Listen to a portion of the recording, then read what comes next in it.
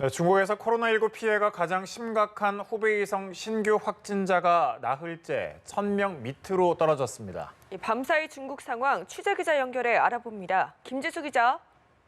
네, 중국 후베이성 당국은 어제 하루 후베이성에서 코로나19 확진자가 630명, 사망자가 93명 각각 늘었다고 발표했습니다.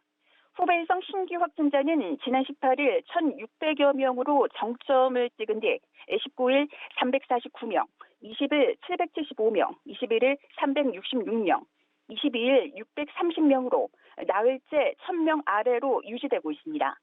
하지만 금요일 중국 전역의 누적 확진자가 7만 600여 명에 달하고 사망자는 2,300여 명인 것을 감안하면 중국 전체 누적 확진자는 7만 7천 명에 육박하고 사망자가 2,400여 명에 달합니다. 후베이성 확진자 중 8,500여 명은 중태며 1,800여 명은 위독한 상태여서 사망자는 상당수 더 나올 것으로 예상됩니다. 네, 미국 국무부와 보건당국이 한국에 대한 여행 경보를 2단계로 높였다고요? 네, 미국 국무부와 질병통제예방센터가 한국에 대한 여행 경보를 2단계로 격상했습니다.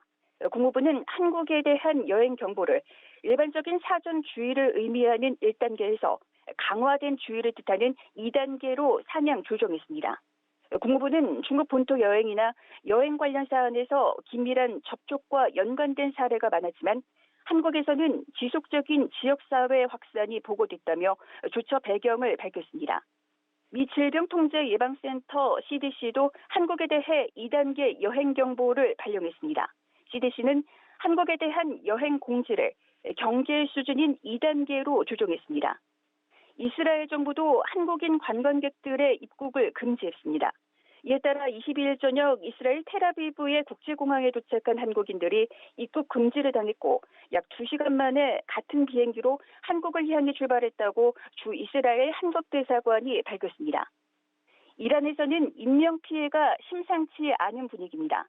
이란에서 19일 처음으로 감염자 2명이 확인된 뒤 점차 늘어나 현재까지 28명으로 늘었습니다. 사망자도 모두 6명으로 늘어나 중국을 제외하고 사망자 수가 가장 많았습니다. 이탈리아에서 두 번째 사망자가 발생했으며 현재까지 감염된 환자는 50여 명에 달합니다.